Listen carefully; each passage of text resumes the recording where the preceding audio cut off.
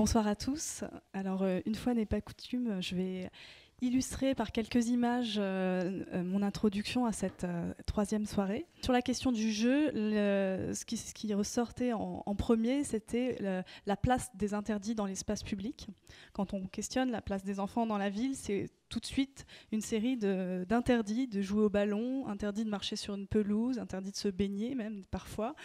Et souvent, c'est vrai que le tout sécuritaire, en tout cas surtout en France, on va le voir ce soir, d'autres exemples à l'étranger, mais surtout en France, a un petit peu stéréotypé nos espaces de jeu et les a rendus un petit peu ennuyeux parfois.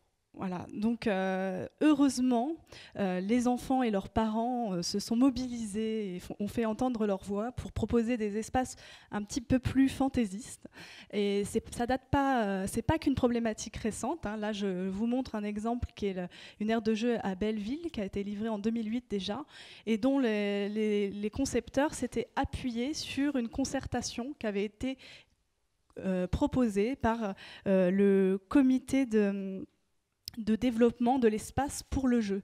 Donc le Codège, qui était donc une instance qui, dès 2003, avait travaillé sur la participation des habitants à une réflexion sur qu'est-ce qu'ils aimeraient avoir comme aire de jeu sur cet espace. Et donc les concepteurs ont proposé une aire de jeu qui profite complètement de la topographie de Belleville, pour ceux qui connaissent, les pentes, pour créer des murs d'escalade, des endroits de grimpe plus ou moins dangereux, et finalement développer un sentiment de risque tout en étant dans un espace sécurisé. Cette question du risque, c'est vraiment une question qu'on souhaitera développer avec nos intervenants ce soir.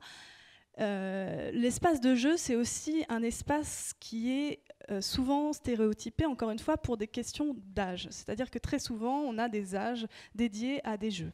Et bien souvent, il y a des publics un petit peu oubliés de la ville, notamment par exemple les préadolescents, les enfants en élémentaire un peu plus âgés, qui s'ennuient peut-être dans les espaces de jeu. Et là, par exemple, c'est dans le 15e, une aire de jeu qui propose vraiment un parcours aérien où les capacités physiques, voire même sportives des enfants sont stimulées.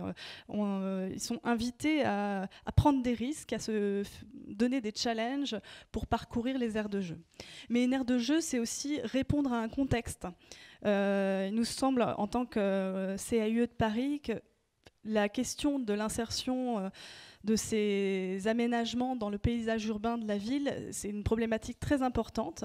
Et l'aire de jeu crée en soi, par son espace, qui est souvent clos, une ambiance particulière, une couleur particulière, un petit cocon, des fois un esprit cabane. Enfin, on a vraiment tout le développement d'un vocabulaire particulier, qui soit du sol, des revêtements, pourquoi pas souvent des toits. Et donc, à chaque contexte doit répondre aussi un aménagement. Répondre à un contexte, c'est aussi sortir finalement des sentiers battus et concevoir des espaces de jeu vraiment hors catalogue. Donc là, c'est un exemple d'aire de jeu dans le bois de Vincennes qui a été conçu par les bûcherons. Et donc on est dans une logique de nouvelle matérialité, on n'est pas dans des jeux sur catalogue, puisque là c'est un parcours qui vient d'être sculpté dans les grumes des arbres, en fait, dans les troncs des arbres, et donc ça aménage des petits parcours, des bancs, etc. Donc dans le 12e arrondissement, donc qui sort complètement des standards des aires de jeu. La question du jeu aussi, c'est aussi provoquer l'imaginaire de chacun. Alors, j'ai mis cette photo puisque le dragon du parc de Belleville a été restauré très récemment.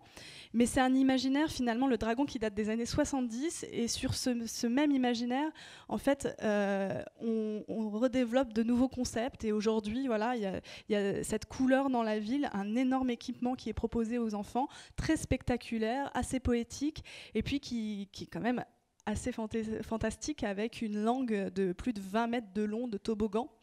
Donc assez incroyable.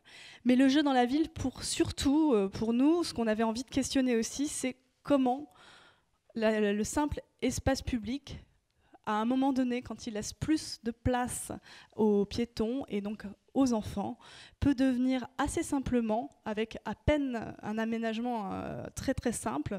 Là, l'image que l'on vous propose, c'est un atelier participatif que le CAUE a mené dans le 17e arrondissement avec des jeunes du quartier, mais ça ressemble un petit peu à ce qui est proposé comme marquage au sol sur les berges de Paris aujourd'hui.